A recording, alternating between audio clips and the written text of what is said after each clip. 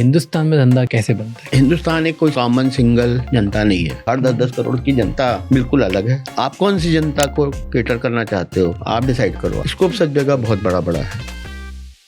कौन सी ऐसी graveyard categories है हमारे इधर जहाँ पे हर कोई बिजनेस चालू करता है लेकिन लगभग डुबाते ही है? कपड़े का जो बिजनेस है उसमें लोग एंट्री भी लेते हैं और सबसे ज्यादा फेलियर रेट भी होता है। जो लेंसकार्ट की स्टोरी है, तो ऐसे कौन सी और कैटेगरीज है जो अनऑर्गेनाइज से ऑर्गेनाइज हो रही है? मतलब अगर आपको केवल ब्रांड लेड वो बनाना है, किसी भी कैटेगरी में घुस जाओ, टेबल में घुस जाओ, चेयर में घुस जाओ, पेंट में घुस लो, मतलब हर वो जगह जहाँ 10 ब्रांड टॉप के 5 ब्रांड नहीं एग्जिस्ट करते, I think there is a place for you to go and create brand.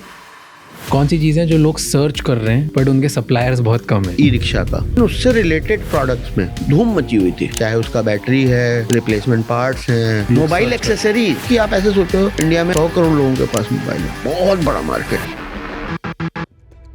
China +1 जो पूरा वर्ल्ड कोविड के बाद इधर आ रहा है, आप देख रहे हो मैन्युफैक्चरिंग में ग्रोथ हुई है। मेरे को बेटर प्राइस और बेटर क्वालिटी जहाँ मिलेगी, मैं 80% वॉल्यूम तो वहाँ रखूंगा, लेकिन इंश्योरेंस के लिए 20% वॉल्यूम इधर रख लूंगा। तो उस चाइना +1 करने से आपको केवल वो 10-20% का ही गेन मिलना था। पहले एक्सपोर्ट का मुंह भरने के बजाय पहले आप अपना इम्पोर्ट तो सुधारो।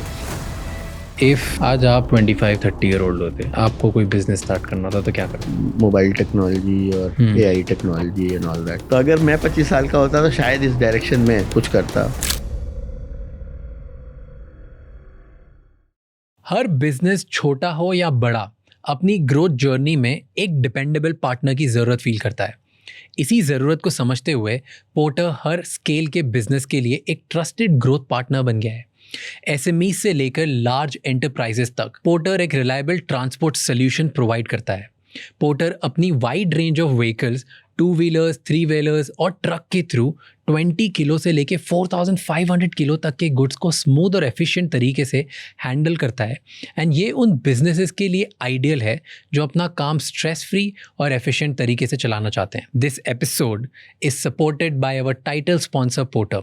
अगर आप अपने बिजनेस के लिए डिपेंडेबल पार्टनर ढूंढ रहे हो, check out porter, the link is in the description. And our today's guest is Dinesh Agarwal, CEO of India mart, एक ऐसे एंटरप्रेन्योर जिन्होंने इंडिया के बिजनेस वर्ल्ड को ग्राउंड लेवल से बढ़ते एंड बदलते देखा है।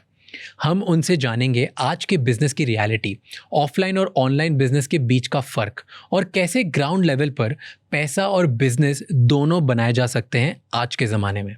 अलॉन्ग विद दिस हम इंडिया मार्ट के डेटा से पता करेंगे कौन से सेक्टर्स में सबसे ज़्यादा डिमांड बढ़ रही है, AI और मैन्युफैक्चरिंग मिलकर इंडिया को सप्लायर नेशन बनने में कैसे हेल्प कर सकते हैं, और B2B बिजनेस को स्केल करने का सही तरीका क्या है, एंड कौन सी ऐसी हिडन अपॉर्चुनिटीज़ अवेलेबल है आज इंडिया में बेस्ड ऑन डेटा। ये एपिसोड एंड तक ज़रूर देखिए और मुझे कॉमेंट्स में बताइए आपने इस एपिसोड से क्या सीखा।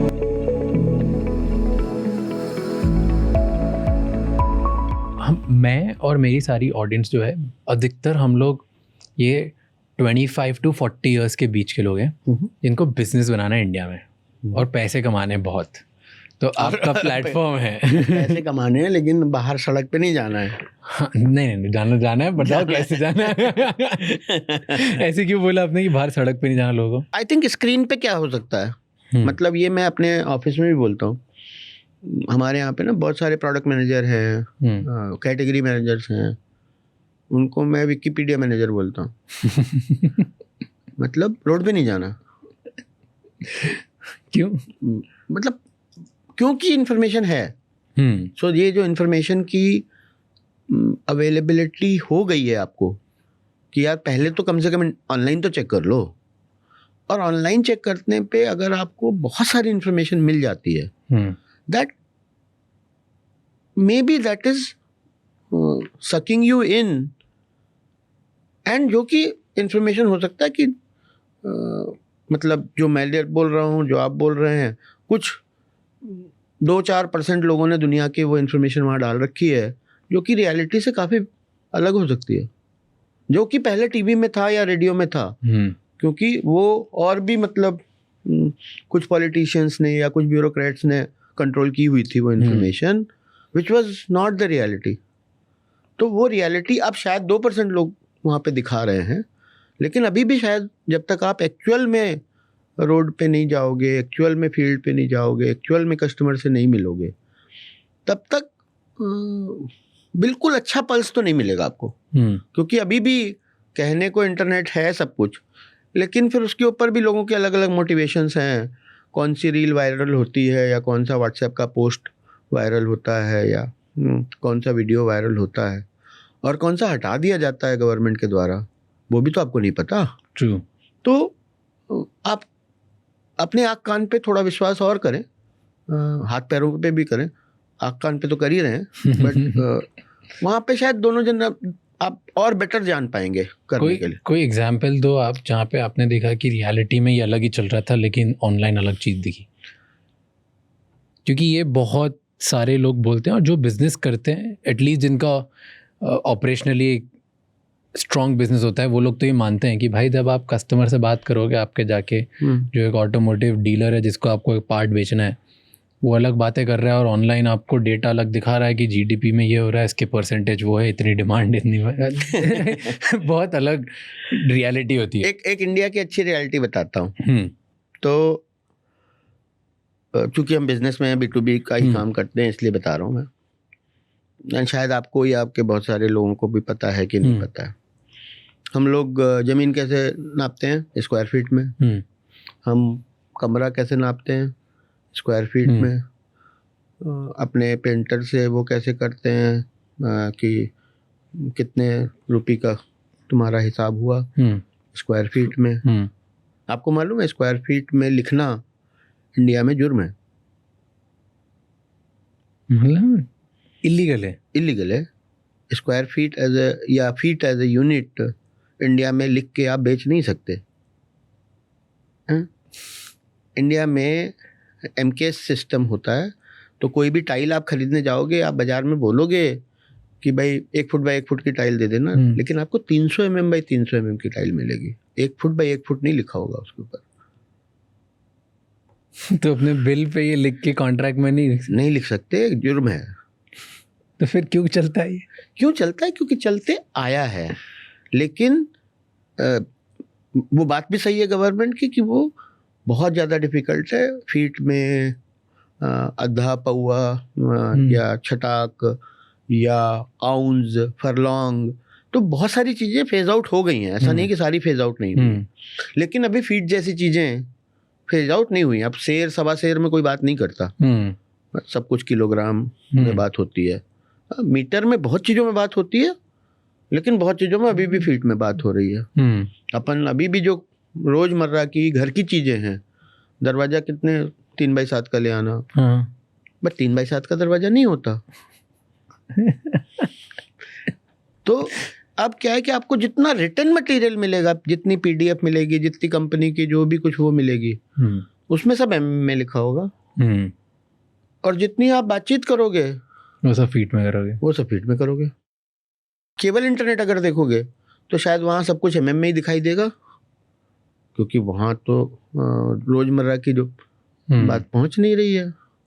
तो B2B का जितना भी पब्लिकेशन देखोगे वो सब MM में दिखेगा। नाइस। और ऐसे कौन से पैटर्न मैं दे देता। फिर दूसरी बात बताता हूँ। तो जैसे लोहा है, सरिया, मकान बनाते हैं, सरिया लगती है। तो सरिया जमाने से कोट होती है प्राइस पर केजी। ओके। लोहा आजकल क्या चल रहा है? 57 रुपये पर केजी चल रहा है। लेकिन सरिया की क्वांटिटी जब भी पूछी जाएगी कि आपको कितना चाहिए, तो कोई केजी में नहीं पूछता, वो टन में पूछता है। क्योंकि 1 किलो कोई नहीं खरीदता। 1 किलो सरिया थोड़ी खरीदते हो आप, 2 किलो सरिया थोड़ी खरीदते हो। तो उसका जो प्राइस है वो टन में ही है। लेकिन बोलचाल की भाषा में तो पब्लिश टन में होता है। कि आज का प्राइस है 5780, तो उसका प्राइस हो गया 57 रुपये 80 पैसा। तो ऐसे तो बहुत सारी चीजें होगी जो रियलिटी मार्केट में जाते बात करने मार्केट में जाओगे आप तो रियलिटी बहुत कुछ अलग है। तो अगर आप प्योर ऑनलाइन बनाते हो कोई चीज, मतलब केवल आपने 4-5 गूगल के सर्च देख लिया, 4-5 क्यों, 10-20-50 भी देख ली, तब भी मतलब आप अगर PDF जैसे मैं बता रहा था MM वाली, तो आप टाइल्स की 500 PDF देखोगे तो 480 में आपको MM में मिलेगा। आपके पास बहुत डेटा होगा, ये ऑन ग्राउंड तो होगा क्योंकि इतना सालों से धीरे धीरे धीरे करके बनाया, एंड ऑनलाइन आपके प्लेटफॉर्म की वजह से भी आपके पास बहुत डेटा हो क्योंकि लाखों करोड़ों लोग ट्रेड करते हैं almost every day with your platform. तो ऐसे सबसे काउंटर इंट्यूटिव ऐसा डेटा कौन सा देखा जो आपको भी सरप्राइज करिए कि यार ये कैसी चीज़ दिख रही है प्लेटफॉर्म पे?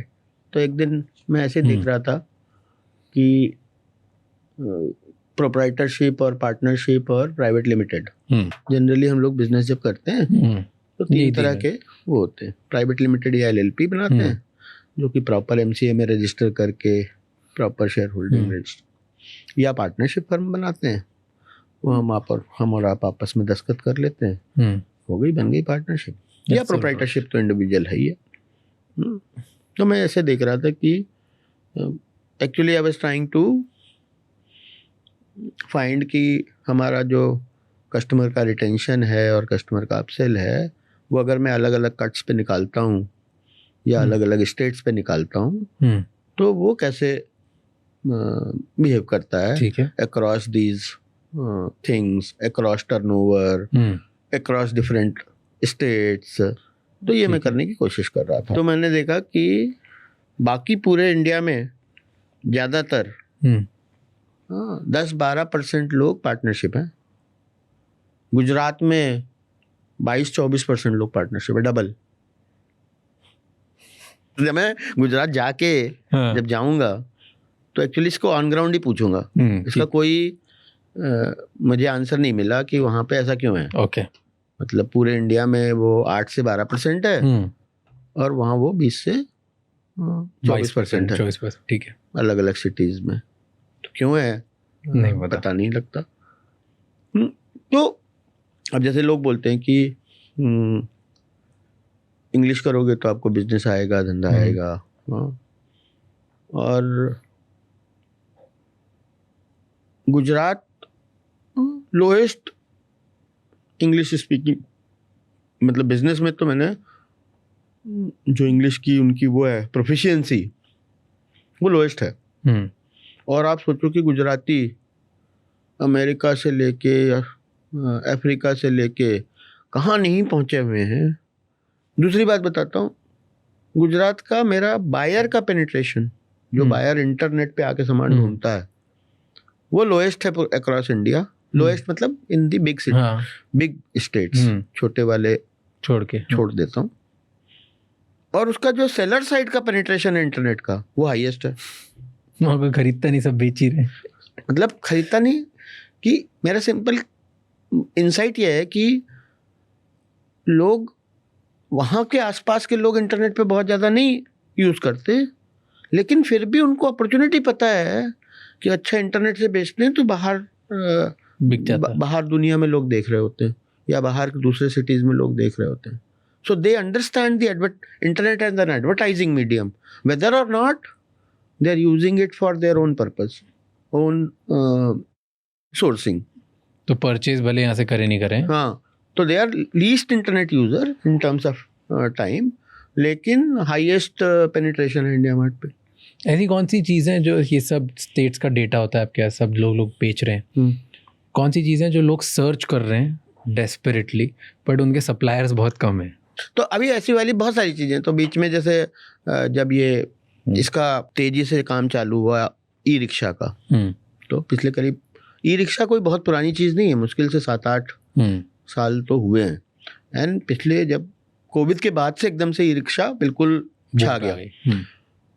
और ई रिक्शा सबसे अच्छी चीज़ मुझे लगता है कि अगर इंडिया के हिसाब से ई रिक्शा या फूड डिलीवरी या ई कॉमर्स डिलीवरी या इंस्टामार्ट जैसी कुछ चीज़ें हुई हैं, एंड मुझे पता है कि इसके कुछ नेगेटिव लोग बोलने वाले भी हैं कि भाई SMEs पे क्या फ़र्क पड़ रहा है, किराना शॉप्स पे क्या हो रहा है, लेकिन जितना जैसे IT इंडस्ट्री के लिए एक अच्छा काम हुआ था, ढेर सारा Y2K में छोटा मोटा कन्वर्जन, BPO में बहुत, या कुछ डेटा एंट्री का काम, ट्रांसक्रिप्शन का काम, बहुत एम्प्लॉयमेंट, कॉल सेंटर का काम, जहाँ पे मास में एम्प्लॉयमेंट जनरेट हुआ एक पर्टिकुलर स्किल सेट के लोगों के लिए।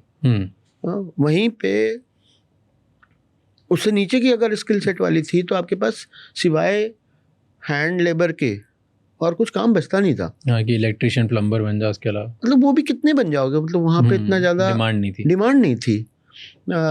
तो फिर अब आप कंस्ट्रक्शन वर्कर ही बन सकते थे। ई रिक्शा इटसेल्फ में बहुत इंपॉर्टेंट कैटेगरी थी। बच्चे लोग खैर वो तो आप नहीं बना सकते या, लेकिन उससे रिलेटेड प्रोडक्ट्स में धूम मची हुई थी और अभी भी शायद है, चाहे उसका बैटरी है, चाहे उसके रिप्लेसमेंट पार्ट्स हैं, चाहे उसकी टायर है, चाहे उसका रिम है, चाहे उसका रिपेयर, मतलब उससे रिलेटेड में हजारों सामानों में लगा हुआ है।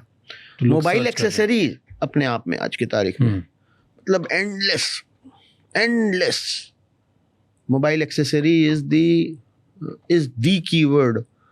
एंड एक्सेसरी मतलब एनी काइंड ऑफ एक्सेसरी, क्योंकि आप ऐसे सोचो इंडिया में 800 मिलियन या 80 करोड़ 100 करोड़ लोगों के पास मोबाइल है, चाहे वो फीचर फोन मोबाइल, क्योंकि 80 करोड़ लोग तो इंटरनेट ही एक्सेस कर रहे हैं, तो 20 करोड़ तो नॉन इंटरनेट वाले भी मोबाइल कनेक्शन होंगे, तो 100 करोड़ लोगों के पास मोबाइल है। बहुत बड़ा मार्केट है। उन 100 करोड़ का चार्जर से लेके केबल से लेकर के, मतलब सप्लाई कम तो मैं नहीं कह सकता, बट डिमांड ज़्यादा है। ओके, तो डिमांड है, अब सप्लाई कम तो आपको अपनी निश ढूंढनी पड़ेगी, क्योंकि हमेशा सप्लाई कम तो नहीं रह सकती है। मतलब आप, वही मैं कह रहा हूँ, शॉर्टकट सप्लाई कम वाला प्लीज मत ढूंढे, डिमांड जहाँ है वो ढूंढ लें। बट ऐसी भी तो कैटेगरीज होती हैं जो मे बी डिफिकल्ट होती है एंटर करना, और उनमें किसी रीजन से डिमांड बढ़ती है कि 20-30% ईयर ऑन ईयर बढ़ रही है तेजी से, और सप्लाई कम है, सप्लाई 5-10% से बढ़ रहा है, एकदम से नहीं बढ़ पाया, वो उतनी कैचअप नहीं कर पाया। वो जैसे आप एनवीडिया की चिप्स ही देख लीजिए, या मतलब तो वो कोविड टाइम में ऐसा बहुत हुआ, अचानक से ना प्रिंटर, अब प्रिंटर की अचानक से हमारे यहाँ डिमांड ना बढ़ती चली गई और वो मल्टीप्लाई हो रही है। तो पता लगा कि डिमांड मल्टीप्लाई हो रही है क्योंकि शॉर्टेज हो रखी है, क्योंकि प्रिंटर पीछे से आ ही नहीं पा रहा है। कंप्यूटर, प्रिंटर, यहाँ तक कि टेबल्स की, चेयर्स की डिमांड, पैजामा की डिमांड, ऐसी हालत हो गई थी, क्योंकि घर में लोग दिन भर रहने हैं। तो पहले शायद आपका 2 पैजामे में काम चल जाता था, अब आपको 4 पैजामे चाहिए। अब डबल हो गए अचानक से डिमांड, पूरे कंट्री की डिमांड डबल हो गई, तो पैजामा की डिमांड डबल हो गई। तो ऐसे वाली बहुत सारी चीजें होती हैं जिनकी की demand time to time up and down होती है। तो फॉर एग्जांपल आप ऐसे समझ लो कि मैं 2000 से के आसपास से सोलर पे देखता हूँ। इंडिया एक ऐसा कंट्री है जहाँ पे एटलीस्ट नॉर्थ इंडिया, देखो साउथ इंडिया का बहुत ज़्यादा मुझे वो नहीं पता है कि वहाँ पे कितने दिन धूप निकलती है या कितने दिन पानी बरसता है, बट नॉर्थ इंडिया में ज़्यादातर साल के 320 दिन धूप निकलती है।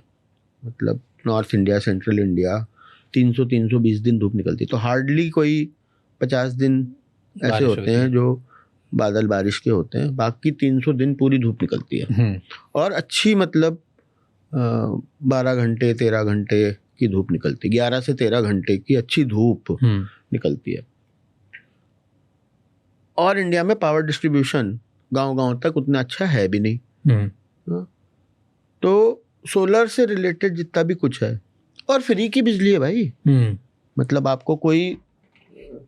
आपको केवल आ रही है, कैच करनी है, तो उसके ऊपर कोई सरकार का कंट्रोल भी नहीं है। तो अगर आपके यहाँ तेल निकल आया आपके घर के नीचे, तो वो सरकार का है, लेकिन आपके यहाँ पानी बरस गया, वो सरकार का नहीं है। धूप आ गई, वो सरकार का नहीं है। धूप आ गई, वो सरकार के नहीं है। तो आप उस धूप से अपना पानी से अपने खेत में डाल सकते हैं, पी सकते हैं, ऐसे उस धूप को आप अपने लिए इस्तेमाल कर सकते हैं। टैक्स फ्री वो है, सन का इस्तेमाल नहीं हुआ है। और वो अभी मतलब 50 सालों तक, क्योंकि अब छोटे छोटे पावर सेल्स बन गए हैं, उनको आप लगा दो, ऊपर रख दो, जैसे हम धूप में सामान रखते हैं अपना सुखाने के लिए, वैसे आप रख लिया दिन में, एनर्जी इकट्ठी हो गई, अब आप इस्तेमाल करो जहाँ भी इस्तेमाल करना है। एनर्जी स्टोरेज में बहुत कुछ काम होने को बाकी है। एनर्जी स्टोरेज मतलब बैटरी, उसमें बहुत कुछ काम और बहुत हमेशा डिमांड बनी रहेगी। सिमिलरली इसको एनर्जी कलेक्शन, मतलब एनर्जी कलेक्शन में बोलूँ तो बाल्टी, इक्विवेलेंट ऑफ बाल्टी। तो बाल्टी हर घर में है, बाल्टी और टब हर घर में है, बिना उसके काम नहीं चलता, बाल्टी लोटे के बिना काम नहीं चलता। वैसे ही समझिए कि ये जो सोलर सेल हैं वो बाल्टी लोटा बनने वाले हैं।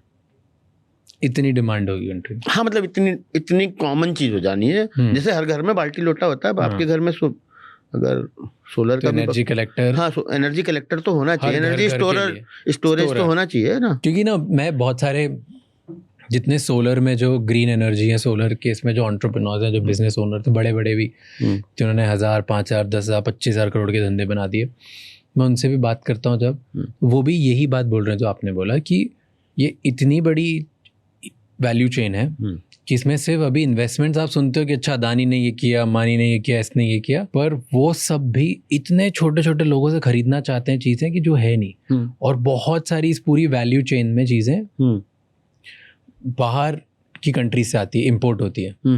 तो अगर उसके भी आप एक एक प्रोडक्ट्स को पकड़ लो आपकी इन्वेस्टमेंट के हिसाब से, तो बहुत अपॉर्चुनिटी लोगों को कि वो यहीं पे या तो बनाएं या इंपोर्ट करें या बेचें या उन्हीं लोगों के साथ बिजनेस करना स्टार्ट कर दे, जो इतना आसान नहीं है, पर स्टिल अपॉर्चुनिटी बहुत है। वो खुद स्ट्रगल कर रहे हैं कि इनके सप्लायर्स लोकल कैसे ढूंढें।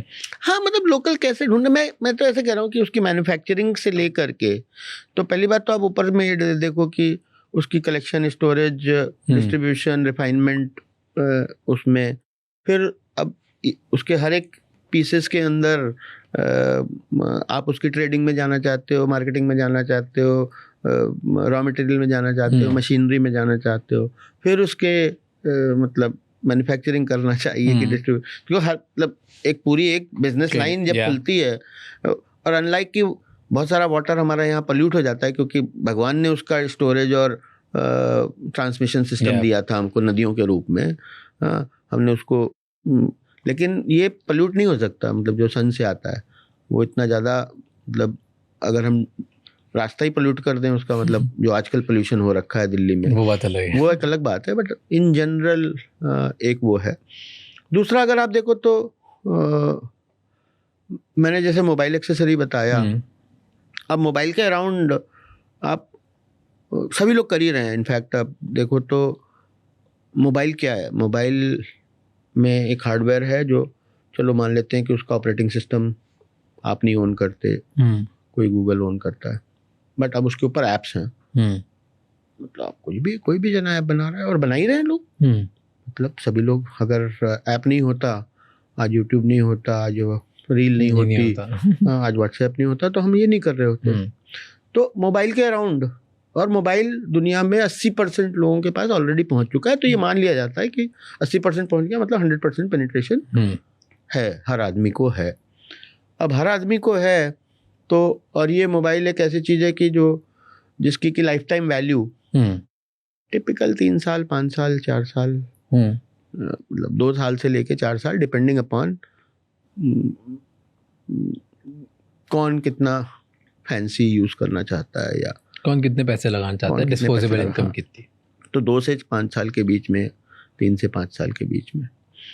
अब उसके अराउंड में, अब उसको एज ए फैशन स्टेटमेंट भी बनाया जा सकता है कि भाई उसके ऊपर मैं अलग अलग एसेसरीज लगाऊं, यूटिलिटेरियन एंगल हो सकता है कि उसकी मैं मोबाइल स्टैंड बनाऊं, मोबाइल स्टैंड का डिस्ट्रीब्यूशन करूं, कि उसके ऊपर स्टिकर लगाऊं, कि तो एक तो ये बिल्कुल उसको सजाने, और उसके यूटिलिटेरियन, उसका चार्जर, उसका रखने वाला चार्जर, ऐसे वाला चार्जर, वैसे वाला charger, bed time charger, office charger, this that. And दूसरा उसके अंदर जो उसकी कैपेबिलिटी है, क्योंकि अब 6 बिलियन लोगों को उसकी डिस्ट्रीब्यूशन है, तो आप उसके ऊपर कितना कुछ कर सकते हो। मतलब वहाँ पे ना बहुत सारा अपॉर्चुनिटी, और ये लोग सोचते हैं ना कि बस अब यह हो गया, इसके बाद थोड़ी ना कुछ। Every 5 years this will open up newer avenues for distribution, तो कितना डेटा कलेक्ट हो रहा है इससे की वजह से, जो कि पहले कंप्यूटर से तो कलेक्ट नहीं हो सकता था।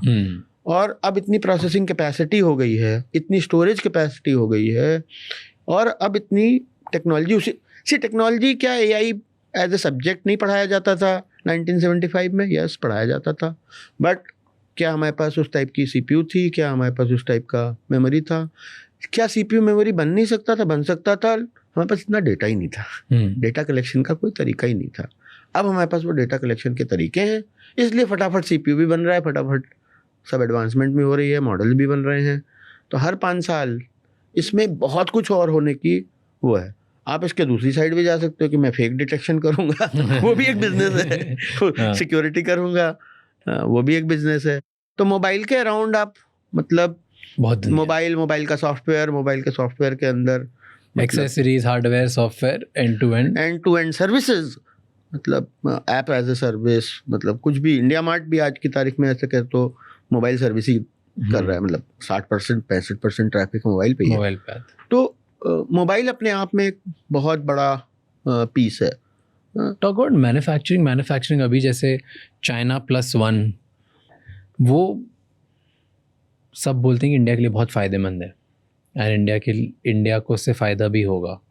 लेकिन आप एक चीज़ से बात करते हो कि चाइना सप्लाई नेशन बना था, इंडिया भी सप्लाई नेशन नहीं बना है। Is it supply nation to the world भी नहीं बना है, और मतलब टू इंडिया इटसेल्फ भी नहीं बना है अभी तो, आई थिंक।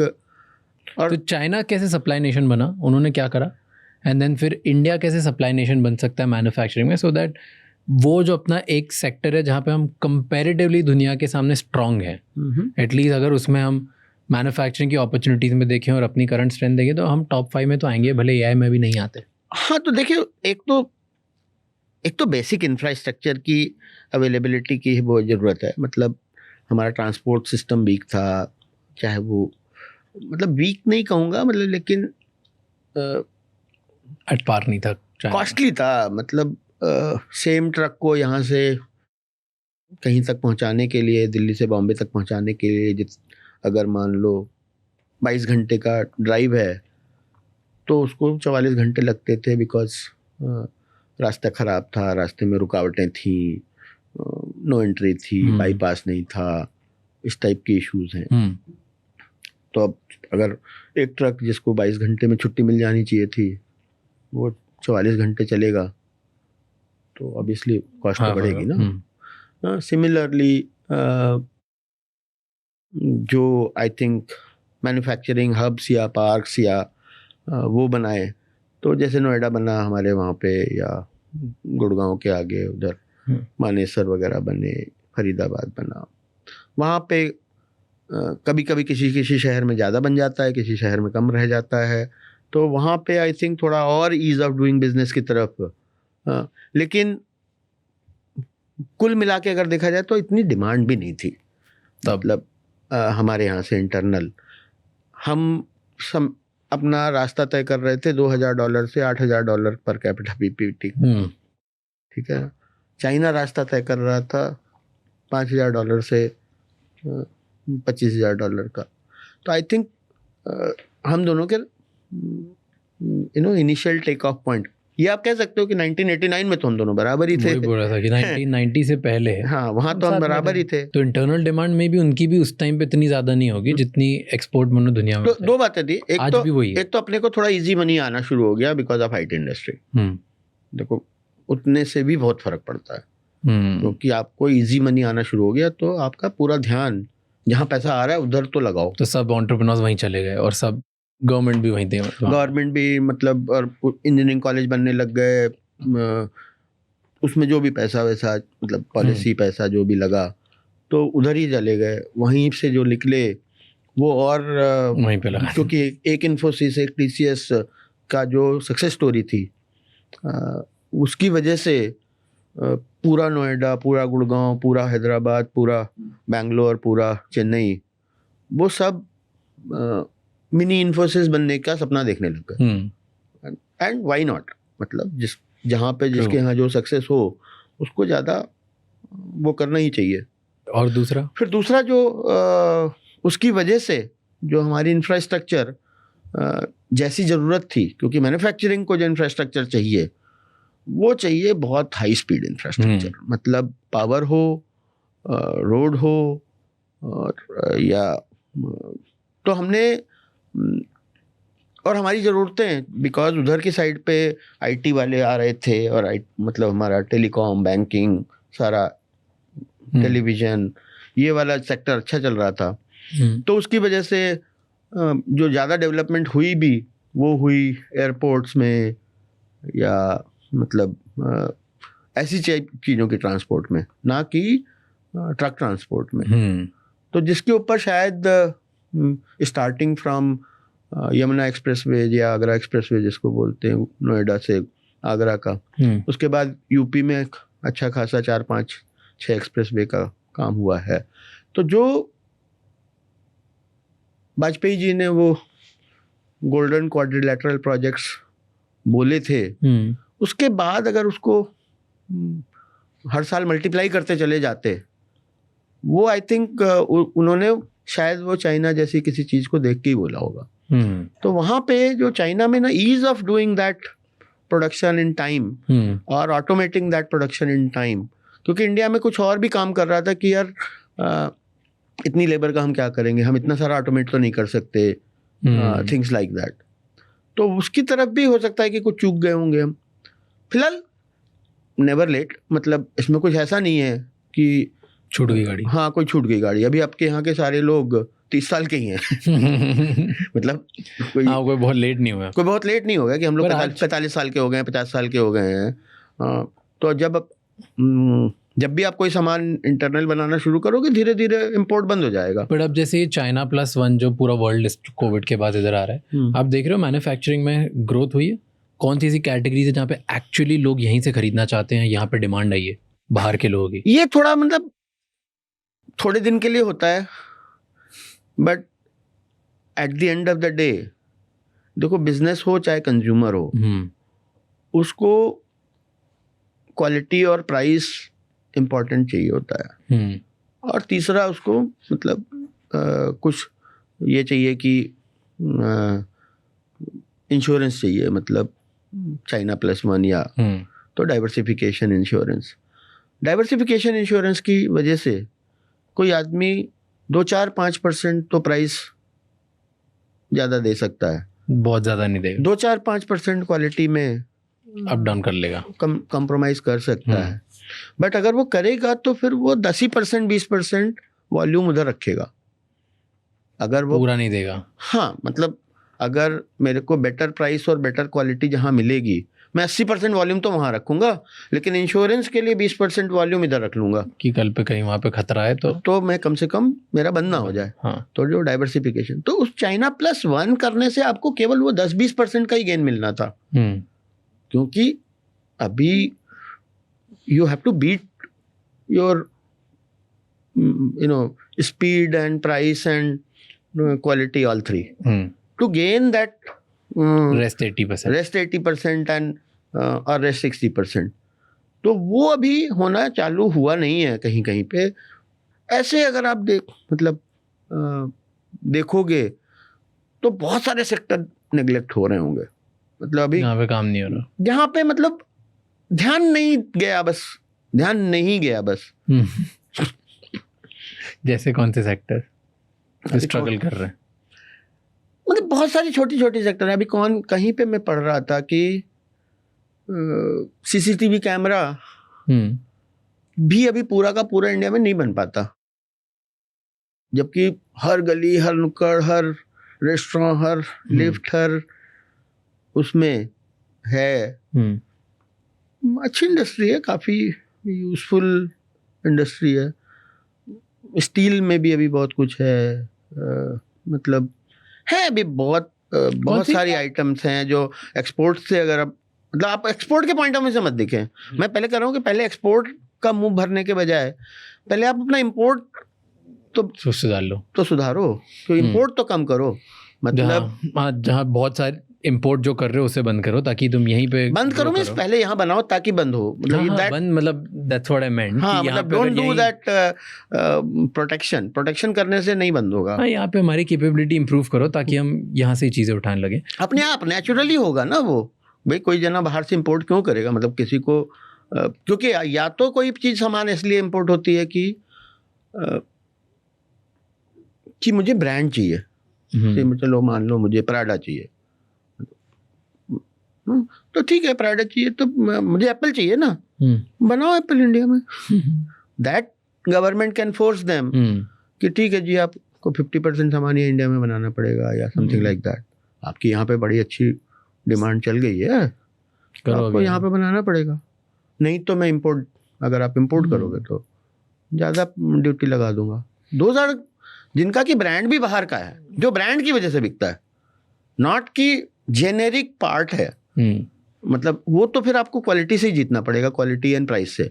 जो ब्रांड की वजह से आप खरीदते हो उसको आप इस तरह से फोर्स कर सकते हो कि भाई ये तो आपको इंडिया में बनाना पड़ेगा, नहीं तो हम 10-20% एडिशनल ड्यूटी लगा देंगे। कौन सी सी ग्रेवयार्ड कैटेगरीज है हमारे इधर कि जहाँ पे हर कोई बिजनेस चालू करता है लेकिन लगभग डुबाते ही है? गारमेंट्स हैं, रोटी कपड़ा और मकान में कपड़े का जो बिजनेस है, वो कपड़े का business is the most common business, चाहे वो D2C हो, चाहे वो मतलब ट्रेडिंग हो, B2B हो, ट्रेडिंग हो, B2B रिटेल खोलना हो, रिटेल हो, वो सबसे बड़ा बिजनेस है पूरे इंडिया में। मतलब इंडिया में आप बाजार जाओगे तो बाजार का मतलब क्या होता है? बाजार का मतलब कपड़ा है।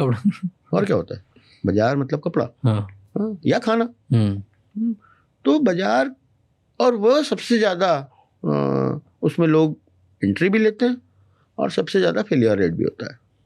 मतलब उसी की पूरी चेन में चाहे वो लोग उधारी में मरते हैं, चाहे वो लोग होलसेल की उधारी में मरते हैं, चाहे वो लोग डिज़ाइन नहीं क्रैक कर पाते, चाहे वो प्राइस नहीं compete कर पाते, और ये इंडस्ट्री भी थोड़ी ना सिक्लिकल हो ही जाती कहीं ना कहीं से।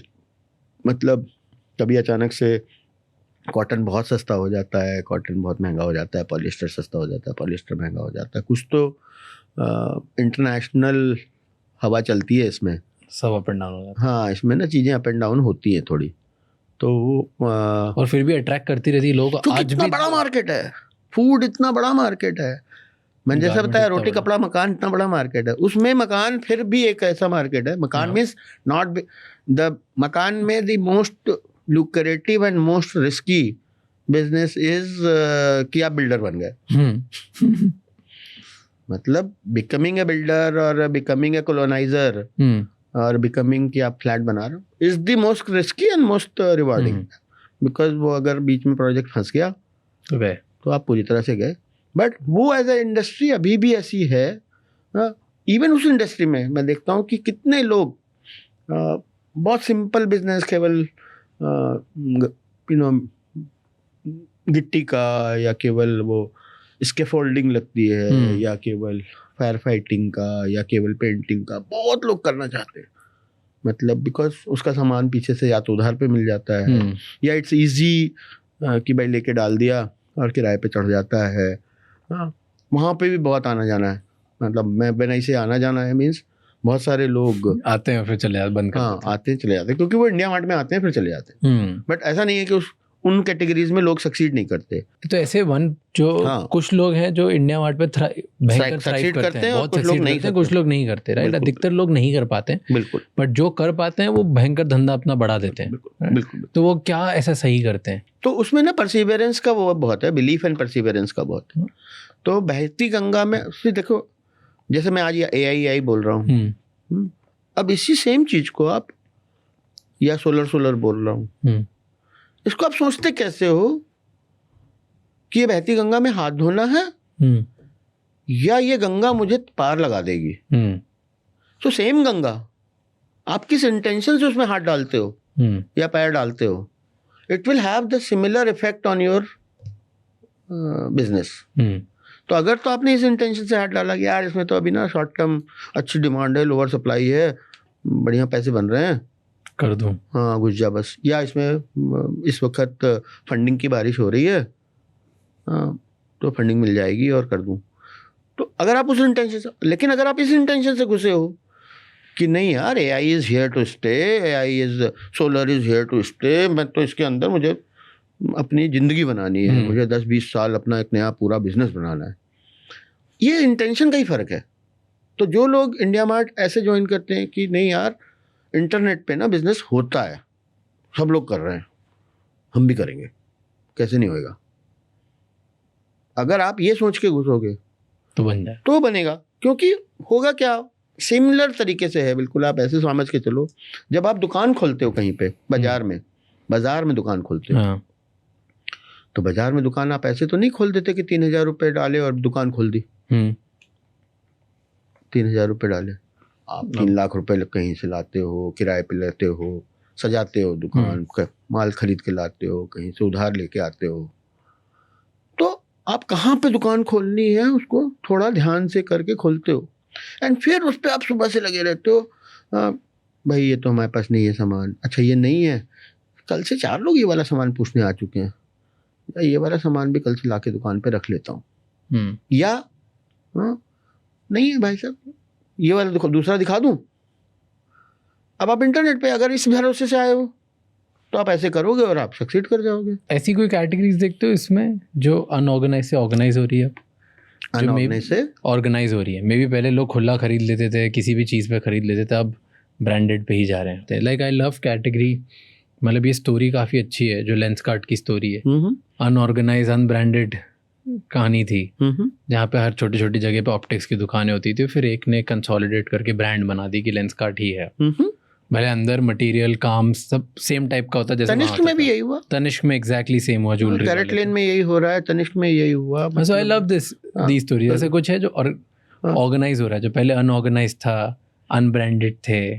हाँ बट कि अब लोगों को फर्क पड़ता है। जैसे हेलमेट एक कैटेगरी थी, उसमें स्टील बर्ड है, स्टील बर्ड ही नाम है, क्या नाम है? स्टड्स है, studs, steel bird right.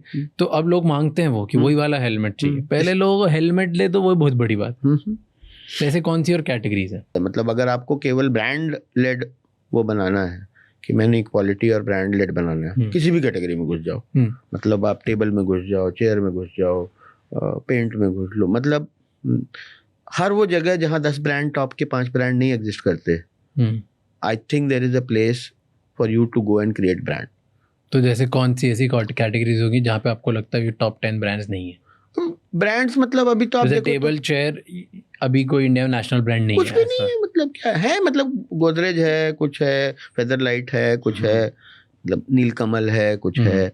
But I am saying कि ये सारी की सारी कैटेगरीज में अभी बहुत स्कोप है कि अगर आप 10-20 ब्रांड लेड बनाना चाहते हो, मतलब क्वालिटी ब्रांड उस तरह से बनाना चाहते हो, वैल्यू क्रिएशन करना चाहते हो, तो 2 अलग अलग बातें हैं कि आपको बिजनेस बनाना है।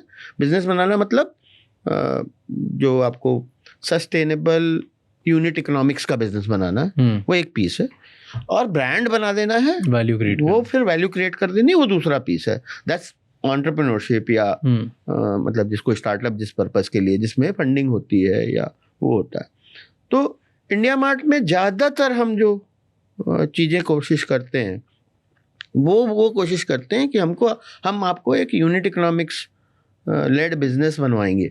मतलब उसमें हो सकता है कि किसी में यूनिट इकोनॉमिक्स कभी बहुत ज़्यादा फेवरेबल रहती हैं, किसी में कभी किसी कैटेगरी में नहीं रहती। कौन सी कैटेगरी में बहुत फेवरेबल है और कौन सी में नहीं? कौन सी कैटेगरी में बहुत फेवरेबल है, जैसे कि मैंने बताया, अगर आप जाओगे कि जितनी कंप्लीटली अनब्रांडेड या कंप्लीटली अननोन कैटेगरी है, हेल्थ कॉन्शियस कैटेगरी है, मैं आपको वो बताता हूँ। हमने IGP.com करके एक बिजनेस मैंने चालू किया था 1999 में, दिवाली पे मिठाई पहुंचाने का, इंडियन गिफ्ट पोर्टल के नाम से। और उसमें हमने देखा कि तो हम पहले वो दिवाली का किया था, फिर वो बर्थडे गिफ्ट किया, और एक नेचुरली राखी पे लोग भेजते हैं मिठाई। तो ऐसे करके हमने ई-कॉमर्स चालू किया, क्योंकि उस समय ई-कॉमर्स ये था कि खुद के खरीदने के लिए क्या ई-कॉमर्स, लेकिन अगर किसी को दूर डिलीवरी करानी है तो उसके लिए ई-कॉमर्स मेड सम सेंस। तो उसमें समझ में आया कि ये राखी में it is almost like a mandatory for people to do things, do this gifting. Unlike in Diwali में भेजूँ ना भेजूँ, मेरी इच्छा, बर्थडे में मैं भेजूँ ना भेजूँ, केक भेजूँ ना भेजूँ, मिठाई भेजूँ ना भेजूँ, कार्ड भेजूँ ना भेजूँ, लेकिन राखी इज मैंडेटरी। एंड राखी में राखी की वैल्यू उतनी इंपॉर्टेंट नहीं है।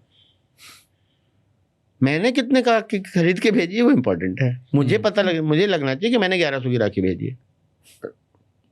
तो राखी की सजावट इम्पोर्टेंट है, धागे की वैल्यू नहीं, धागे की वैल्यू नहीं इम्पोर्टेंट है। It made very high margin sense. So wherever it is, जहाँ पे देने वाले का या खरीदने वाले को है कि मुझे इतने का गिफ्ट चाहिए, वो सेंस करता था वहाँ पे अभी आप देखो तो, अब जैसे आप समझ लो कि कपड़े में ही है, तो कपड़े में कपड़ा तो मतलब वही 40 रुपए मीटर ही आता है या 100 रुपए मीटर ही आता है, मतलब जो ये ऊपर का ड्रेस मटेरियल है वो टिपिकली 50 रुपए मीटर है, मतलब मैंने इसे 50 रुपए मीटर मतलब 25 से 75 कुछ भी हो सकता है। और या अगर आपका वो शूटिंग का आइटम है तो वो 100 रुपए मीटर है, अब वो 80 से 120 के बीच में होता है। अब उसको आप कैसे भी बेच लो, कपड़ा तो ऐसे ही रहेगा। लोहा है फॉर एग्जाम्पल, तो लोहा है 50 रुपए किलो है, तो आप लोहे की चेयर ही बना लो या आप लोहे का छोटा सा गमला ही बना दो, और फिर गमले को जैसे ही आपने पेंट किया या वो लोहे के स्टैंड को जैसे ही आपने पेंट किया, सब वेरी हाई मार्जिन बिजनेस, क्योंकि आपने फिर पर पीस में बेचना शुरू कर दिया। फिर आप ऐसे सोचो कि जिन चीज़ का आप छोटे पैकेट्स बना सकते हो, जैसे ये ड्राई फ्रूट्स का ये पैकेट बनाने का आजकल बहुत बिजनेस है, मतलब ड्राई फ्रूट्स मान लो 1000 रुपए केजी कोई आइटम आता है, अब आपने उसका 50-50 ग्राम के पैकेट बनाए या 100-100 ग्राम के पैकेट, तो 100-100 ग्राम का पैकेट, उसकी पैकेट की अच्छे से ब्रांडिंग, उसका उसमें मतलब छटे हुए एक पर्टिकुलर साइज के वो, या अगर उसके अंदर कुछ सॉल्टिंग या कुछ सीजनिंग डाली है, अब वो none of those will really cost you. Now you can sell that packet for maybe 200-300 rupees पर पैकेट। मैं दाल में, मतलब दाल कोई ब्रांडेड दाल थोड़ी है, चावल कोई ब्रांडेड चावल थोड़ी है, तो दाल चावल आप सोचो जब टाटा ने डिसाइड किया कि नमक हमें टाटा नमक करके बेचना है, तब तक नमक का कोई सिंगल ब्रांड ही नहीं था। आज भी आप देखो ना, नमक 2-3 ब्रांड के अलावा नमक ही नहीं आता। वो तो क्योंकि एक तरफा मार्केट ले गया हूँ। आई am saying yes, but I am saying ऐसी वाली हर चीज में पड़ी हुई है। अजवाइन का कोई ब्रांड है क्या, आपको पता है क्या? बंधनी हींग आपको पता होगा शायद। हींग पता है? हाँ, क्यों नहीं है अजवाइन? नाइस। तो ब्रांड वाले खेल पे आते तो ऐसे, चाहे मसाले हो, चाहे खाने का हो, चाहे ये जो आजकल ये मखाने को लेके चल रहा है, मतलब मेरे दोस्त की ब्रांड 100-125 करोड़ की स्केल कर दी मखाना पे। हाँ, मतलब बहुत सारे हैं, and too many of them are being created every day. तो उस टाइप के जो भी सामान आप पैक कर सकते हो, क्योंकि लोगों को धीरे धीरे, ऐसा नहीं कि खुला सामान बिकेगा नहीं, अभी भी मतलब नीचे बहुत सारी जनता है इंडिया में, हर तरह के उसके लिए प्रोडक्ट के लिए कस्टमर सेगमेंट है। 140 करोड़ लोग हैं और हर सेगमेंट में 10-10 करोड़ लोग तो हैं ही हैं, तो 13-14 सेगमेंट हैं। कुछ लोग आज भी वो नमक ढेले वाला लेके ही रखते हैं, उसी में से थोड़ा सा तोड़ करके खा लेते हैं, और कुछ लोग अब मतलब उनको वो स्प्रिंकलर वाला ऐसे वाला मतलब नमक चाहिए जो हाथ के हाथ ऐसे घुमा के निकालेंगे। धंधे में मतलब इंग्रेडिएंट्स क्या है, ऐसे कैसे हिंदुस्तान में धंधा क्या कैसे बनता है, क्या खरीदती हिंदुस्तान की जनता, कौन सी चीज़ों पे भरोसा नहीं करती? What have your learnings been? पहली बात तो जो हिंदुस्तान की जनता वाली जो बात है, वो जनता, हिंदुस्तान एक कोई कॉमन सिंगल जनता नहीं है। हर 20-20 करोड़ की 5 हिंदुस्तान 6 हिंदुस्तान है यहाँ पे, तो हर 10-10 करोड़ की जनता बिल्कुल अलग है। और वो हर 200 किलोमीटर पे चेंज भी हो जाती है, और वो हर मतलब 100-200 किलोमीटर पे उसकी वो चेंज भी हो जाती है। तो ये वाला तो पीस आप अपने दिमाग से ही निकाल दो कि जनता क्या खरीदती है, जनता क्या नहीं खरीदती। आप कौन सी जनता को केटर करना चाहते हो, आप डिसाइड कर लो। आप डिसाइड करो, आप अमेज़ॉन बनना चाहते हो, आप मीशो बनना चाहते हो, मतलब हर जगह पे स्कोप। हाँ, मतलब स्कोप दोनों जगह पे इक्वल है, दोनों बराबर है, बड़ा मार्केट है। कहाँ पे कितना प्रॉफिटेबल है, क्या यूनिट इकोनॉमिक्स है, वो अलग बात है, बट स्कोप सब जगह बहुत बड़ा बड़ा है। क्या चेंज हुआ पैसा आने के बाद? बहुत ज़्यादा। क्या चेंज हुआ पैसा आने के बाद? बहुत ज़्यादा। पहले बताते क्या नहीं चेंज हुआ। ठीक है ठीक है ताकि वो आसान है जो मुझे बताना। क्या चेंज हुआ मुझे शायद याद ठीक से पता भी नहीं है। तो ये जो जूते का ब्रांड है, ये हैश पपीज का, ये वन ऑफ द मोस्ट काफ़ी एक्सपेंसिव जूता है, जो 25 साल से सेम जूता, same brand, same design, same यही पहनते हो? यही पहनते हैं। जब खराब हो जाता है चेंज कर देते हो, यही पहन और एक लाके घर में रखे रहता हूँ पहले से एक्स्ट्रा। ये चेंज नहीं हुआ, और क्या चेंज नहीं हुआ? हाँ, अब ऐसे ही तो जो मकान मैंने खरीदा था 2004 में और 2007 में, हाँ, एक में ब्रजेश रहता है, एक में मैं रहता हूँ, हाँ, 2004 में लिया था और 2007 में लिया था। जब 2004 में मेरा टर्नओवर 4 करोड़ था और 2007 में मेरा टर्नओवर कुछ 16-20 करोड़ था। उसी मकान में रहते हैं हम दोनों जने आज भी। और आज इंडिया मार्ट का कितना टर्नओवर? हाँ, आज इंडिया मार्ट का टर्नओवर पिछले क्वार्टर का 400 करोड़ था, तो 1600 करोड़ है। तो जो 16 करोड़ के टाइम पे जो मकान लिया था वही 1600 करोड़ के टाइम पे, वही उसी मकान में हम रहते हैं। तो उसमें कोई चेंज। और पैट कितना है इंडिया मार्ट का? करीब 500 करोड़ के आसपास साल का। 500 करोड़ पैट पे भी सेम मकान चेंज नहीं हुआ? हाँ, क्यों चेंज नहीं हुआ? मकान तो यूजुअली सबसे पहले इंडियंस जैसे ही पैसे कमाते हैं, 500 करोड़ प्रॉफिट अगर कमाते हो सालाना, तो लोग सबसे पहले तो घर ही चेंज करते हैं। मतलब हमने उस समय के हिसाब से काफी स्ट्रेच करके अच्छा घर लिया था और एज पर रिक्वायरमेंट हमको वो सूट करता है। ठीक है। तो गाड़ी अभी भी सिमिलर टू वही होंडा सिटी है। मतलब वो सियाज हो गई है, होंडा सिटी हो गई है, पर ये सब नहीं कि चलो हम लैम्बोर्गिनी, रोल्स रॉयस और ये सब वो नहीं जमता मेरे को। क्यों? पता नहीं, मतलब सो मैं अगर मेरे को कंफर्ट के लिए कोई चीज़ चाहिए मैं उस पर पूरा पैसा खर्च करूंगा, लेकिन मेरे को दिखाने के लिए कुछ चाहिए तो वो मेरा जमता नहीं है। ठीक है। तो मैं मार्केट में जाऊंगा अगर मुझे, और जल्दी में शॉपिंग करूंगा, मतलब ऐसा नहीं कि कोई कंजूसी से करूंगा, but what ever I like you want to buy, I would buy what ever I, मतलब उस पर क्या लिखा है मुझे दिखता भी नहीं कि वो प्राडा है या क्या है, गुच्ची है, मुझे उसका ज़्यादातर की स्पेलिंग भी नहीं आती। एंड मुझे तो लगता है मुझे उल्टा पैसा देने चाहिए अगर उसके मेरे नाम पे यहाँ पे मुझे ब्रांड लिखना है तो। वो आपको दे में। हाँ, मैं क्यों दूँ पैसे? मैं आपका पहले कपड़ा भी खरीदूँ, फिर से आपकी ब्रांडिंग भी करूँ, आपकी ब्रांड करूँ, सो आई डोंट ठीक है डू दैट। अब जैसे ऐसे ही है मान लो, मतलब तो some of those things didn't change. क्या, what do you think one or two things जो चेंज करी? पैसा आने के बाद जो चेंज करा, पैसा आने के बाद एक तो ये चेंज करा कि बच्चों को और घर वालों को पैसे के बारे में बिल्कुल बात करनी बंद कर दी क्योंकि हर क्वार्टर में ऐसे ही छप जाता है तो पब्लिक होने के बाद। हाँ, दूसरा आई थिंक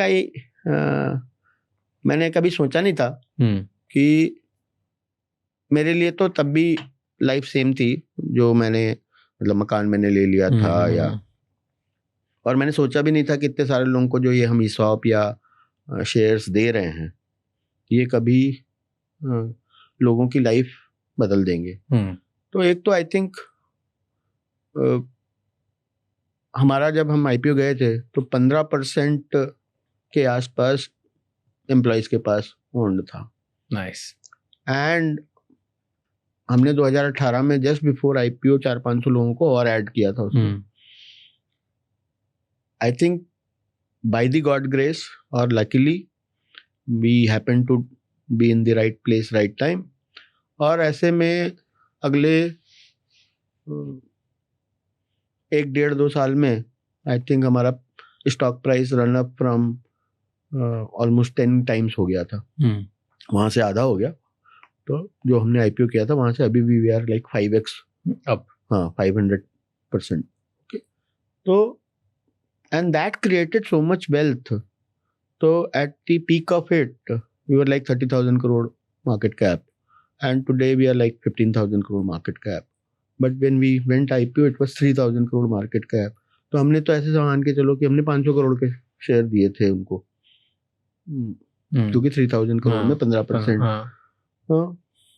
लेकिन वो that swelled to depending upon who had how much, ठीक है, who sold when and who had how much. I think it ended up creating 500-700 crore लोगों के लिए massive wealth. For some of them it was wealth, and for some of them it was like a 50 lakh, 1 crore, 2 crore, 5 crore. I think कितने लोगों ने मकान खरीदा, कितने लोगों ने मतलब गाड़ियां खरीदी। मुझे लगता है कि वो मेरा पीस उसके बाद से मैं 2 बार ESOP और कर चुका हूँ 100 करोड़ के। हाँ, मतलब मुझे नहीं लगता कि मैं उसको इसलिए कर रहा हूँ कि अच्छा या उससे रिटेंशन कोई बढ़ जाएगा या कुछ बढ़ जाएगा। I found that that's a very good way of giving a locked up money to our wealth distribution system, at least for these corporate employees. But tell me one thing, जैसे आपने बोला कि आपको अमेजोन बनना ही नहीं क्योंकि आप एक जगह सामान उठा के दूसरी जगह नहीं डालना चाहते। अलीबाबा सेम टाइप का बिजनेस करता है ना चाइना में? नहीं, दोनों अलग अलग बिजनेस करता है। ओके। तो रिटेल के लिए वो ये करता है और होलसेल के लिए वो जो जैसा इंडिया मार्ट है वैसा करता है। तो वो जो होलसेल वाला बिजनेस है वो इतना बड़ा बन गया।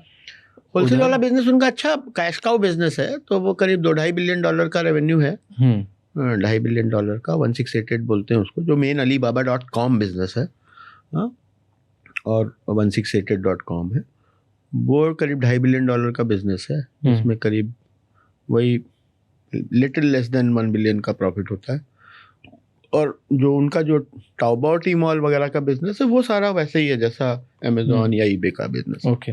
तो बट जैसे वो बिजनेस है तो इंडिया मार्ट क्यों नहीं इतना बड़ा बन पाया? क्यों नहीं बन पाया? क्योंकि हमको बनना नहीं है। हमको वो रिटेल की साइड का रिटेल नहीं, जो $1 बिलियन रेवेन्यू वाला बिजनेस, जो $1 बिलियन रेवेन्यू, आई थिंक वो बिल्कुल जारी है। तब उस हिसाब से देखें तो हम लोग का $200 मिलियन के आसपास रेवेन्यू हो चुका है। अब चाइना और इंडिया के मतलब साइज में, क्योंकि मैन्युफैक्चरिंग इकोनॉमी और डिस्ट्रीब्यूशन इकोनॉमी यहाँ की उतनी बड़ी नहीं हुई है अभी जितनी बड़ी चाइना। ग्लोबली भी बेचता है ना, तो अली एक्सप्रेस करके आप नहीं बेचते ग्लोबली, क्यों ऐसा? तो हम वो बेचता है मतलब एक तो 2 अलग अलग पीसेज हैं। एक तो वो क्या करते हैं कि ग्लोबली मतलब उन्होंने उनके यहाँ पे 2 प्लेटफॉर्म है। एक है china.alibaba.com, एक alibaba.com। alibaba.com के थ्रू ग्लोबली बेचते हैं। जो alibaba.com के थ्रू वो ग्लोबली बेचते हैं, और जो china.alibaba, क्योंकि उनका जो दोनों प्लेटफॉर्म है, एक चाइनीज लैंग्वेज में है और एक इंग्लिश लैंग्वेज में। ठीक है। इंडिया में दोनों इंग्लिश में लैंग्वेज में होने की वजह से 2 अलग अलग प्लेटफॉर्म रख पाना मुश्किल है। मेरा भी है export.indiamart.com, बट वो export.indiamart.com पे, क्योंकि मैंने तो 2010 में बंद कर दिया था, मतलब एक्सपोर्ट की तरफ से पूरा फोकस। क्यों? एक्सपोर्ट का ग्रोथ ही 2007 के बाद से, क्योंकि 2007 में क्या हुआ कि तो फिर 2010 में बंद क्यों कर दिया? 2007 से ग्रोथ ही हुआ तो 2007 के बाद से ही ग्रोथ होनी बंद हो गई थी। अच्छा। तो 2010 में फाइनली जाके बंद कर दिया हमने। बंद मतलब उसकी तरफ पूरा पिवट ही कर दिया कि अब हम डोमेस्टिक बनाएंगे, क्योंकि 2007 के पहले डोमेस्टिक इंक्वायरी हम डिलीट कर देते थे। अगर कोई आ भी जाती थी बिटवीन 2004, 5, 6, 7 तो हम डोमेस्टिक इंक्वायरी, क्योंकि हमारे कस्टमर्स को पसंद नहीं थी। और हम मतलब स्पेशली जाके डोमेस्टिक सेलर्स को साइन अप नहीं करते थे, एक्सपोर्टर्स को ही साइन अप करते थे। पहचानने का कोई तरीका नहीं था, मतलब सामने वाले को बोलना चाहिए कि मैं एक्सपोर्ट करता हूँ। आप पहचानने का तरीका है, आईसी कोड है, ये है वो है, उस समय में होता नहीं था। ठीक है। तो फाइनली, क्योंकि एक तो पहली बारी रूपी 44-45 रुपए से घट के 38 रुपए का हो गया था, मतलब स्ट्रांग हो गया था। तो हमारी एक्सपोर्ट की कॉम्पिटिटिवनेस बहुत बुरी तरह से खराब हो गई थी। उसकी वजह से वो एक्सपोर्ट स्टैग्नेट हुआ। फिर उसके बाद 2008 में वो हो गया, क्या कहते हैं, ग्लोबल क्राइसिस, डिमांड कम हो गई। फिर 2009 में इंडिया में अचानक से कुछ और क्राइसिस हुई, तो वो 2-3 साल तक एक्सपोर्ट बिल्कुल ठंडा हो गया। हाँ, मतलब जहाँ था वहीं था। एंड उससे पहले वो 20-25% हर साल ग्रो कर जाता था, 20-25%। तो चूंकि ग्रोथ हो नहीं रही थी एक्सपोर्ट की और डोमेस्टिक में मार्केट बढ़ते चला जा रहा था, तो हम लोगों ने इंडिया मार्ट को डोमेस्टिक बना दिया। तो एक्सपोर्ट में भी अपॉर्चुनिटी, आज एक्सपोर्ट में दोबारा से अपॉर्चुनिटी है। तो 2020 से हमने 10 साल तक वो मार्केट खाली करके रखा कि कोई जना आओ बनाओ एक्सपोर्ट। हम डोमेस्टिक में बिजी हो गए, कोई नहीं आया, किसी ने एक्सपोर्ट का कुछ भी नहीं बनाया। मतलब जिसने बनाया उसने अपना ट्रेडिंग का बिजनेस बनाया। तो कुछ लोग आए जिन्होंने एक्सपोर्ट की, मैं खरीदूंगा मैं बेचूंगा, बट मैं खरीदूंगा मैं बेचूंगा वो आप एक कैटेगरी में कर सकते हो, एक सिटी में कर सकते हो, एक कंट्री में कर सकते हो। इंडिया में अगर आपको ये मैं करना है और उसमें से 20% 30% कमीशन कमानी है, तो आप ज्यादा लोगों के हेल्प का काम नहीं कर पाओगे। मतलब गूगल में क्या है, पता नहीं किस किस का फायदा होता है। ट्रू। व्हाट्सएप में क्या है, पता नहीं किस किस का फायदा होता है। मतलब हर आदमी उसको अपने तरीके से इस्तेमाल करके फ़ायदा निकालता है। यूट्यूब में क्या है, मतलब किस किस तरह से इस्तेमाल होता है, किसी ने ये थोड़ी सोचा था। तो ये वाले जो प्लेटफॉर्म्स हैं जो कैटेगरी, बहुत तरीके की कैटेगरीज को हैंडल कर लेते हैं, बहुत तरीके के यूज केसेस को handle, they provide a basic infrastructure, मतलब some kind of a distribution infrastructure, some kind of a technology and distribution infrastructure. While मतलब अगर आप अमेजोन की खुद की भी कहानी पढ़ोगे तो उन्होंने पहले कई महीनों तक या 1 साल तक केवल और केवल बुक्स किया। पहले बुक्स को परफेक्ट किया, फिर बुक्स के बाद म्यूजिक प्लस बुक्स किया, एंड फिर उसके बाद उन्होंने कहा अच्छा अब मैं कुछ और सामान लेकिन खुद बेचूंगा, मार्केट प्लेस मॉडल भी नहीं। 2014 में जब इंडिया में उनको फोर्स किया गया मार्केट प्लेस मॉडल में, 13-14 में, तब उन्होंने world wide market place model खोला है। तो उससे पहले देवर लाइक हम खरीदेंगे और हम बेचते हैं सामान। Amazon was a not a reseller, he was the seller, he was competing with Barnes and Nobles, he was competing with, so he was a retailer by himself. But 2014 में जब उनको लगा कि इंडिया में तो मार्केट प्लेस मॉडल ही करना पड़ेगा, and that's when I think they learn from it and they open world wide. तो आज भी अब उनका जो टोटल GMV या कुछ होता है उसका एक लार्ज परसेंटेज पहले वो सेल्फ रिटेल में है, जो वो खरीद के बेचते हैं या जो उनका प्राइवेट लेवल है, एंड अब ऑलमोस्ट 50-50% या ऐसे कोई नंबर है, मुझे एग्जैक्टली याद नहीं क्या, 40-60 होगा या 50-50 जो मार्केट प्लेस हो गया है अब जा करके। तो आई थिंक उनको वो लेकिन मुझे लगता है कि वो एक वहाँ पे थोड़ा सा एथिक्स का प्रॉब्लम है। क्या? अब जब तक वो आप सेल्फ रिटेल का बिजनेस कर रहे थे कोई प्रॉब्लम नहीं था। आप करो सेल्फ रिटेल, आप जो सामान लाओ ट्राई करो, बेचो, मार्केट में स्टडी करो।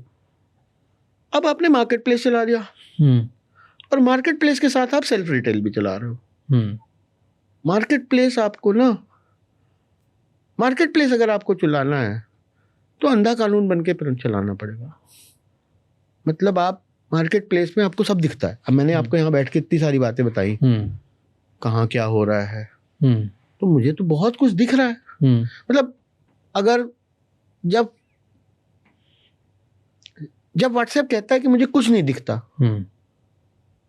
तब भी उसको बहुत कुछ दिखता है।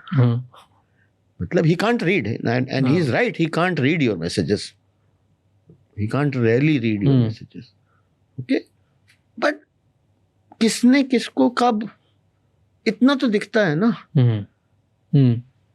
कुछ डेटा पैटर्न तो डेटा तो है, कुछ तो डेटा पैटर्न दिखता है ना।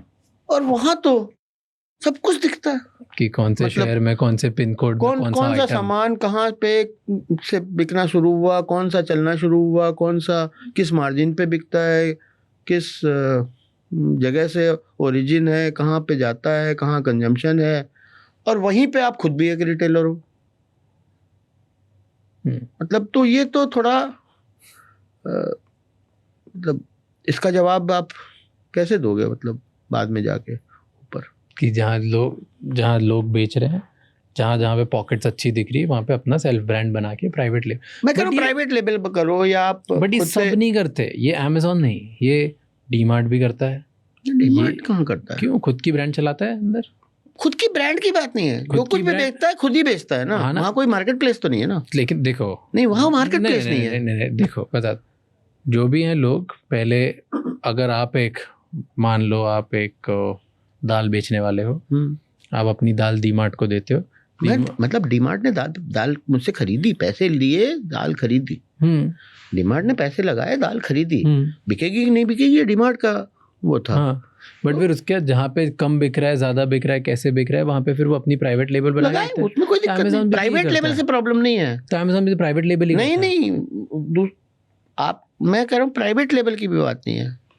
मैंने मान लो ढूंढ के लेके आया कि टाटा का नमक मुझे बेचना है, पता नहीं अभी तक नहीं बिकता था, शायद मैंने लेके आया, मैंने बेचना शुरू किया।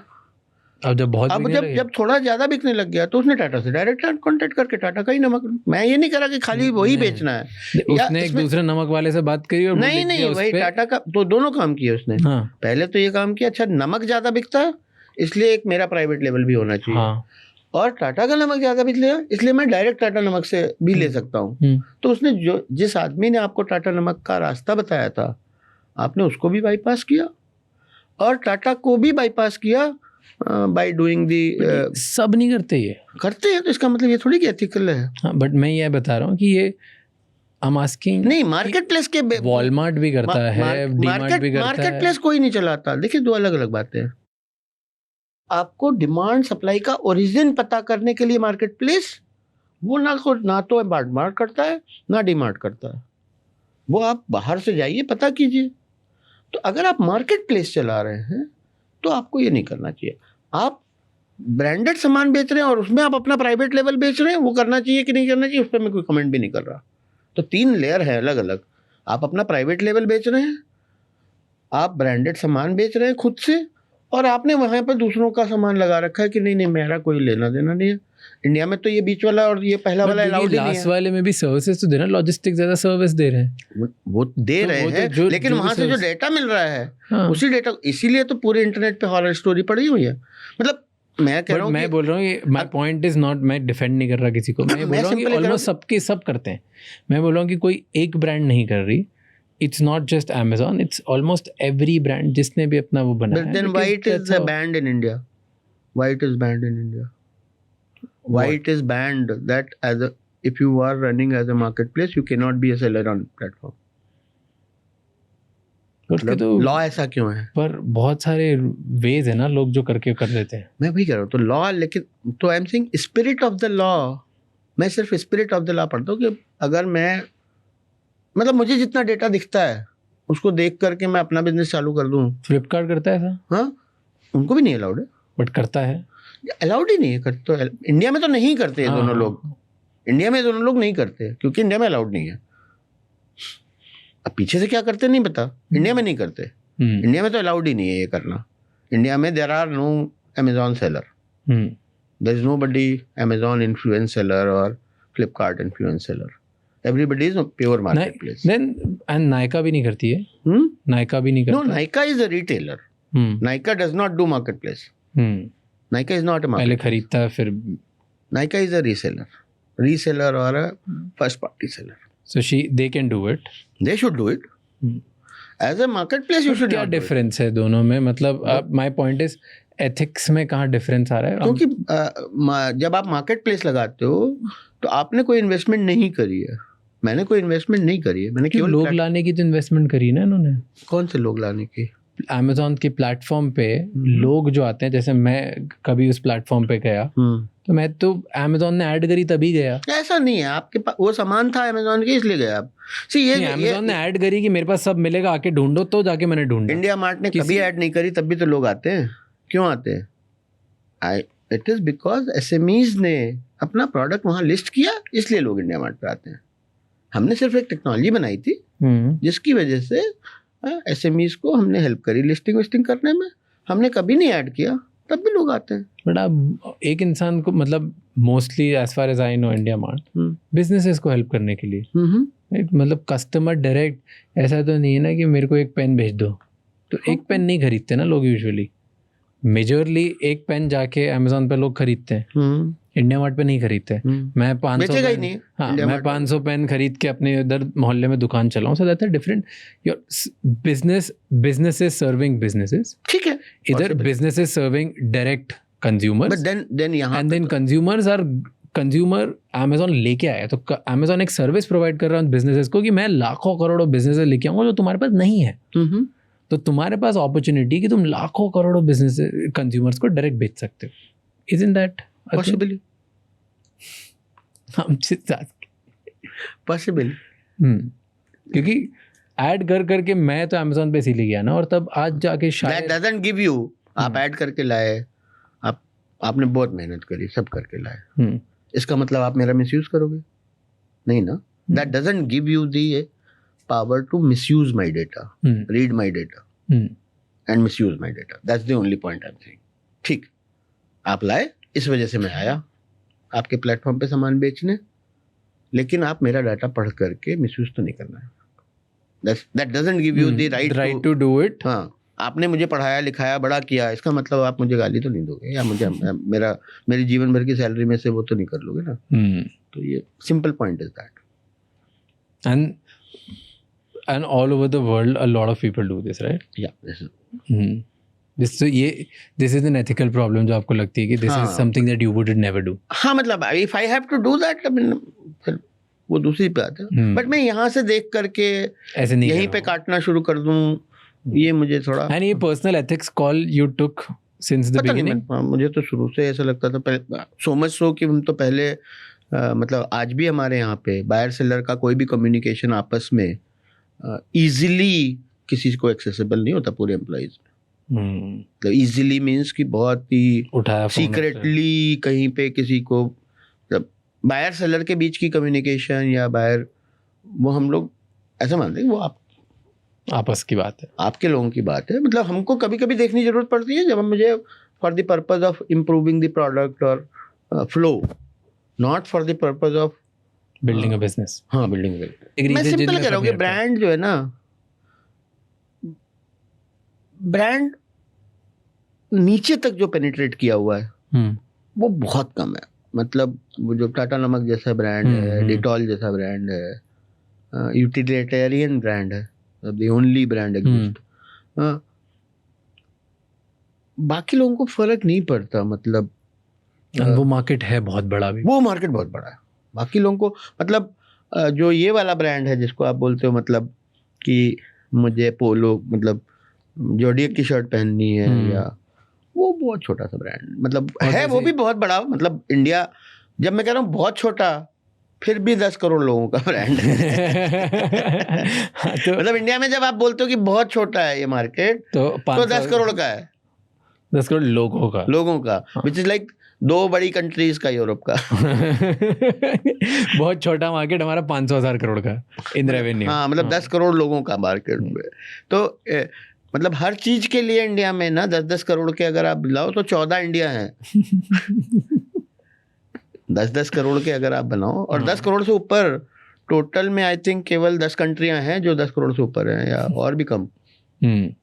मतलब अगर एक्चुअली में इंडिया चाइना के बाद इंडोनेशिया पाकिस्तान यही लोग 10-10 करोड़ के ऊपर हैं, बाकी सब 5 करोड़ या उसके भी नीचे है। तो इफेक्टिवली जब मैंने I am saying 10 crore, just imagine 10 crore का मतलब you are talking top 10 countries in the world. मतलब just leave out the top 5, billions of dollars in revenue in billions of dollars in revenue. So there is enough market for. But is it changing? Are you seeing any change? Yeah, obviously. So India में always this whole migration from नीचे, जब आप बोलते हो कि ये 30 साल के लोग हैं, और ये 30 साल के लोग across the value chain है, और across these geographical segment और demographic segments हैं, तो इसमें ये बहुत बड़ा माइग्रेशन जिसको एस्पिरेशनल बोलते हैं वो हर जगह पे है।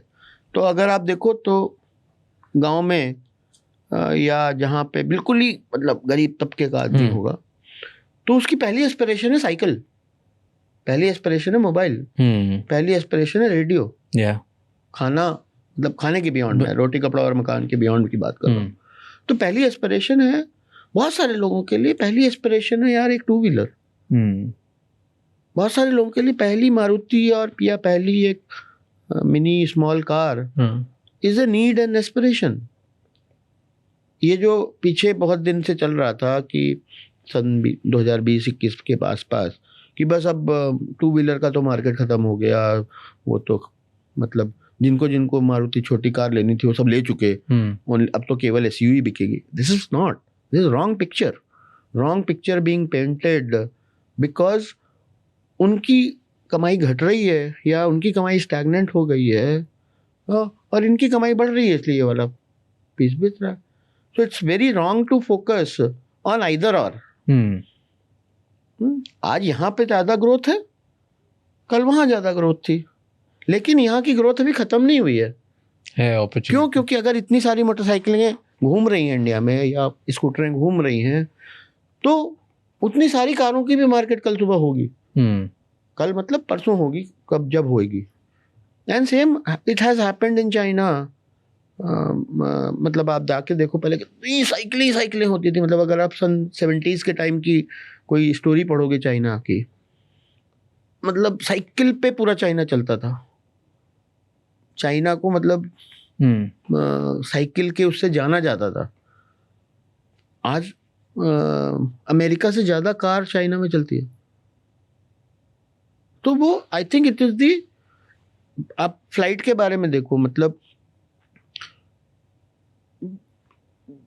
शंघाई, ये जो चाइना की 10 बड़ी सिटीज हैं, उनके बीच में इतनी हवाई जहाजें हैं, मतलब जितनी आप अभी हम इमेजिन भी नहीं कर सकते, क्योंकि वहां पे 1 करोड़ लोग अभी उस मिडिल वाले ब्रैकेट में हैं, या 100 करोड़ लोग।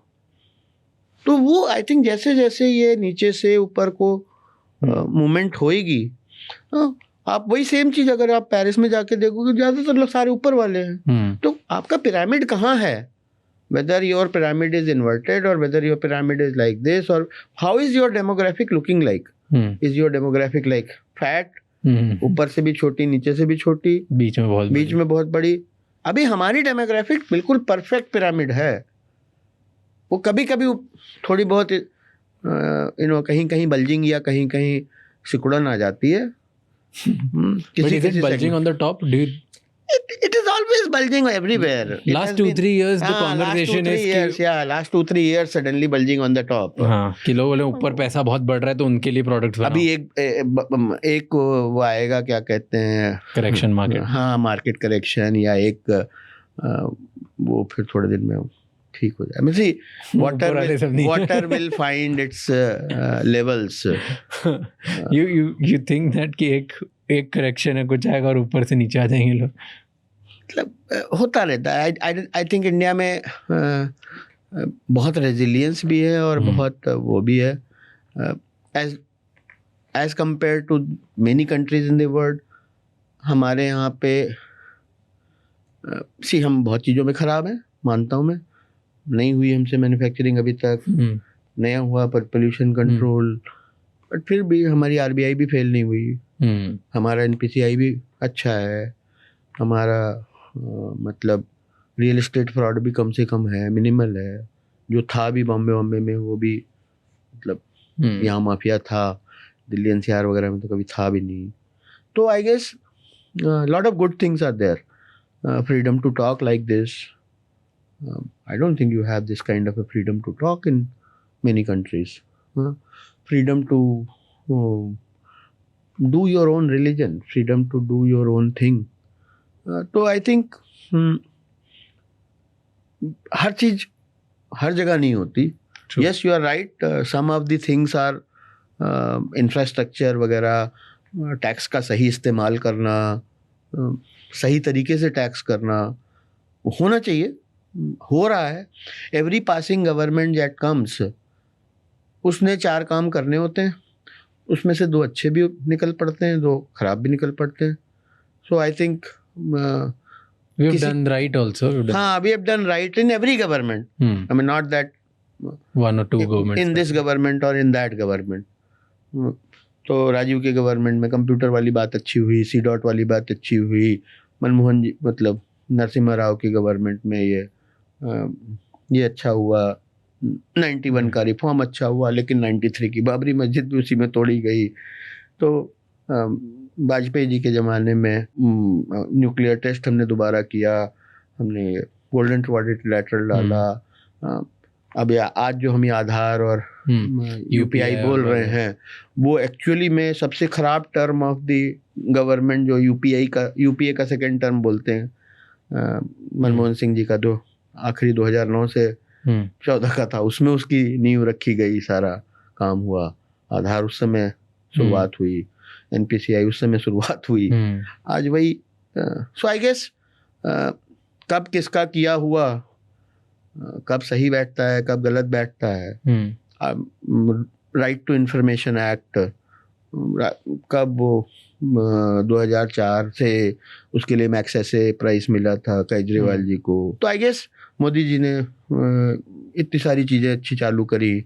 मनरेगा, आज भी मनरेगा के नाम से जानते हैं, मतलब इतना बड़ा डिस्ट्रीब्यूशन का सिस्टम। तो एजुकेशन शायद जब इंजीनियरिंग कॉलेज खुल रहे थे तो लोगों ने वो शायद पैसे लेकर के मतलब इन्फ्लुएंसर लोगों के लिए इंजीनियरिंग कॉलेज खुलने शुरू हुए थे। लेकिन आज वही इंजीनियरिंग कॉलेजेस की वजह से पिछले 20 साल में इतना नहीं तो अगर वो प्योर गवर्नमेंट में फंसा रहता तो इतने सारे बन ही नहीं पाते, जॉब हो ही नहीं पाती। इतने सारे न्यूज़ चैनल्स जो टीवी पे पैसे ले लेकर के लोगों को लाइसेंस दिए गए, 500 टेलीविज़न चैनल हो गए हमारे यहाँ। अगर वो नहीं होता तो इतनी इंफॉर्मेशन डेमोक्रेसी या नहीं आती। तो I guess there are lot of things we have done well and we will continue to do well because जो हमारी डेमोक्रेसी है, जो हमारी ब्यूरोक्रेसी है, जो हमारी जुडिशरी है, वो सभी जगह थोड़े बहुत बैड एप्पल्स होते हैं, but by and large we have done good and we continue to do well. If आज आप 25-30 ईयर ओल्ड होते एंड आपको कोई बिजनेस स्टार्ट करना होता तो क्या करते आज? With all the knowledge that you have and the time जिस टाइम में हम जी रहे हैं, तो मैं तो देखो थोड़ा टेक्नोलॉजी बफ रहा हूँ और मुझे तो पिछले 5 साल से 10 साल से दोबारा बहुत मज़ा आ रहा है। बिल्कुल जब से मोबाइल टेक्नोलॉजी और AI technology and all that, तो मेरा काफ़ी मन है कि यार इस वाली रेवोल्यूशन को मैं जरा ढंग से देखना चाहता हूँ 20-25 साल और। तो अगर मैं 25 साल का होता तो शायद इस डायरेक्शन में कुछ करता। तो ऐसे कोई पिन पॉइंटेड एग्जाम्पल या बिजनेस जो आप करते कि मज़ा आ रहा था? अब पिन पॉइंटेड एग्जाम्पल तो कोई ऐसे एग्जैक्ट क्या बिजनेस चालू करते? So I don't think I would have, जब मैंने इंडिया मार्ट भी चालू किया था तो मुझे कोई अंदाज़ा था कि मुझे एग्जैक्ट क्या करना है। तो if I go back to, मतलब जब मैं वहाँ से आया कि मुझे कुछ तो करना है, तो मुझे बस इतना ही करना था कि मुझे कंप्यूटर में कुछ करना है, इंटरनेट में कुछ करना है, इंडिया में कुछ करना है, बस। तो आज मोबाइल पे कुछ करना है, हाँ मोबाइल में कुछ करना है, और इंडिया में रोबोटिक्स में कुछ करना है और इंडिया में करना है। That's it. Well, thank you so much. Thank you. Thank you for coming here. It's pleasure having you. I hope you got what you wanted. वो तो बताइए हमारे व्यूअर्स, कस्टमर्स बताइए। थैंक यू सो मच ये episode and तक देखने के लिए। अब आपको पता है आपको 3 चीज़ें करनी है। सबसे पहले इस चैनल को सब्सक्राइब कर लो ताकि इसी तरह हम और भी वैल्यूएबल गेस्ट लाते रहें।